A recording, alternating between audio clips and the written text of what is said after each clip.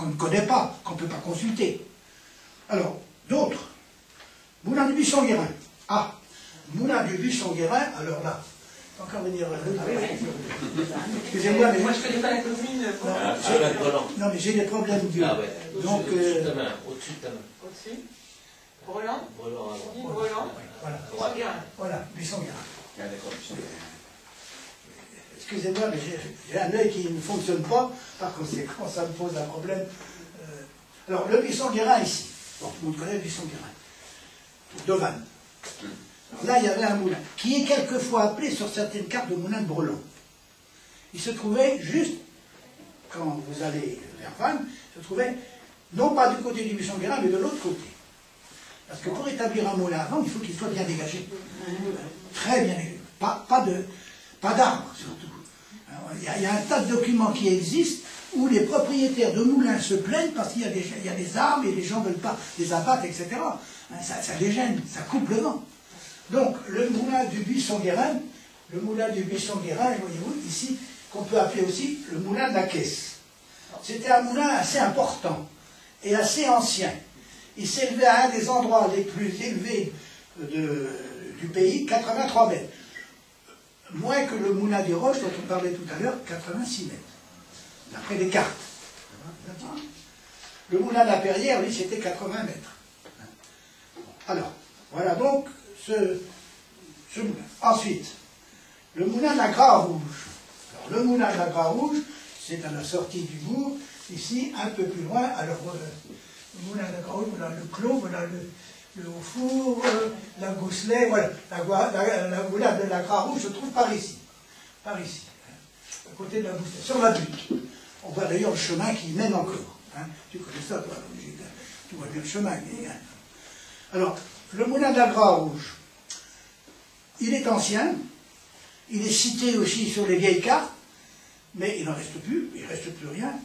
Le nom pose problème. Gras-Rouge ou Gras-Bourge ou Gras-Boulge. Alors, Gras, vous savez, Gras est un mot breton qui veut dire côte, monticule.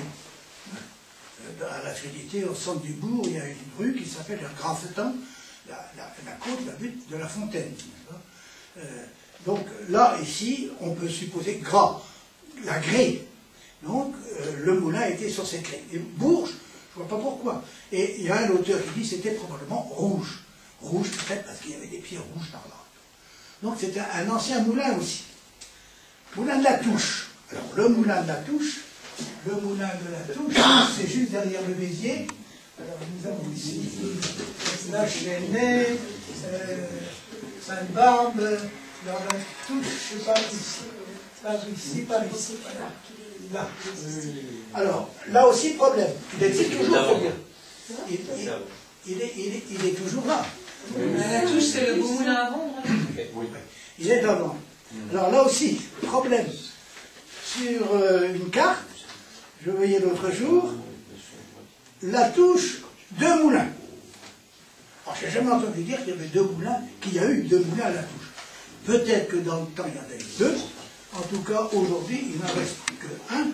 Et il est à côté, bien sûr, on a la construction à côté est plus récente, n'est-ce pas?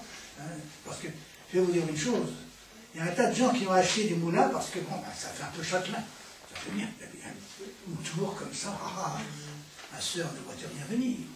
Oui, seulement habiter un moulin, je vous assure que c'est pas amusant, parce qu'il y a plusieurs étages. Hein, et aller en haut et descendre pour un oui ou pour un non, vous savez, c'est inhabitable. Ça fait bien, à condition d'avoir une maison confortable juste à côté. Et vous avez ça à Vegan, par exemple, aussi, parce que vous avez des moulins dans toutes les communes des environs. Mais si vous allez à Vegan, vous avez route de Péole, vous avez un moulin, à côté, il y a une belle construction. Alors là, ça s'intègre bien parce que ça donne l'impression qu'on a un petit manoir. On se fait plaisir. Mais enfin, c'est inhabitable. C'est beau à voir comme ça, mais aller habiter là-dedans, je vous assure que, hein, comme me disait un ami, quand vous avez votre chambre en haut, vous êtes très bien, mais si vous avez envie de faire pipi la nuit qu'il faut descendre, ben, je vous assure que hein, ce sont petits détails du détail qui compte. Hein, c'est pas logeable, disons. Voilà. Alors donc, moulin de la Touche, 1 ou 2. Actuellement, il n'y en a qu'un. Et sur la carte que j'ai consultée, il y en avait 2. Bon, là encore, il y avait le moulin de Brancheleux. Alors, le moulin de Brancheleux, bon, le moulin de Brancheleux n'est pas si très très vieux. Il aurait été construit, là encore conditionnel, par la famille Le Provost de la Voltaire, qui était propriétaire du Plessis-Rivaud. Et puis alors, le Plessis-Rivaud, une demoiselle du Plessis-Rivaud, le Provost de la Voltaire, a épousé Charles de Forges. Charles de Forges de la Bousselet. Et c'est comme ça d'ailleurs que le Plessis-Rivaud est devenu la propriété de la famille de Forges.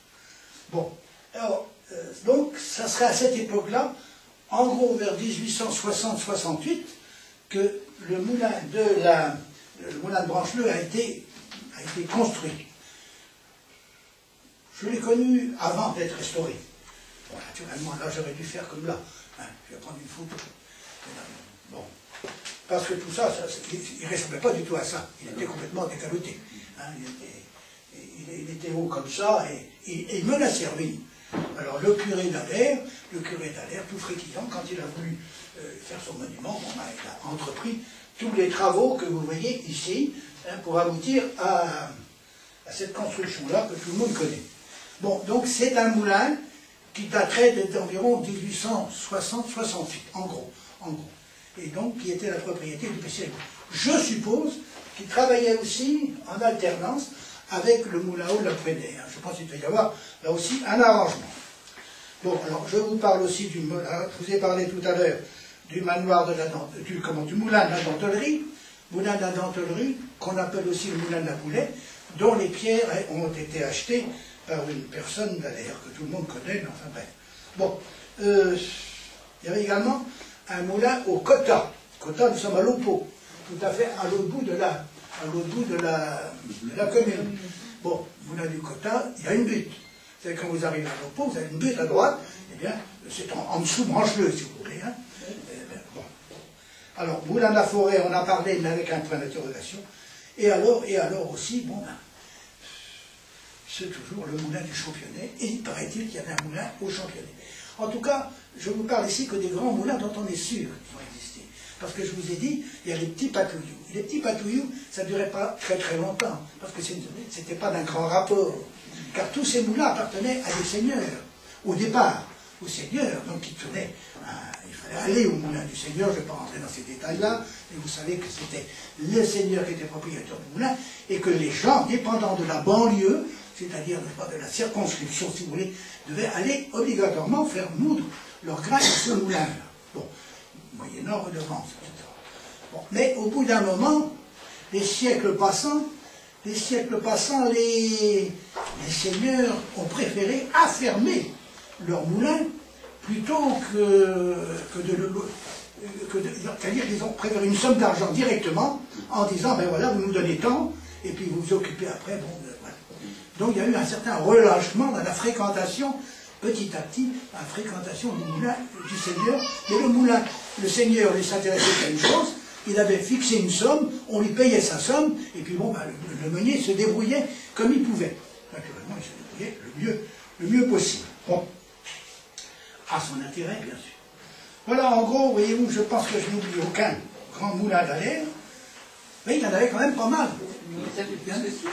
Alors, ça fait beaucoup plus que 6, parce que déjà au bout de qui, il y en avait 3. Attention, mais là aussi, il y a une hiérarchie dans ce moulin, j'insiste. Il y a une hiérarchie, il y avait des moulins très importants et des moulins moins importants. Il y avait toute une hiérarchie. Mais quand même, il y en avait beaucoup plus que... Parce qu'ils ne sont pas tous cités, et certains ont disparu plus vite que d'autres. Dans la toponymie actuelle, il en est resté... Alors, dans la toponymie, ben, il ne reste plus grand-chose. Il ne reste plus grand-chose. Quand même, il en reste. Le vieux moulin, par exemple, à l'Oppo. Le vieux moulin. Bon. Et si on dit le vieux moulin, c'est qu'il y avait certainement un moulin. Je suppose que là, tel qu'est le vieux moulin, c'était un petit moulin, peut-être au bord de l'Ars, qui est derrière, parce qu'il n'y a plus de traces. Mais le nom est resté, le vieux moulin. Bon. Alors, vous avez... autrement, avec le mot moulin, il n'y a pas grand-chose dans le toponymie. Donc, on a le moulin de l'avocat. Oui, mais enfin, à ce moment-là.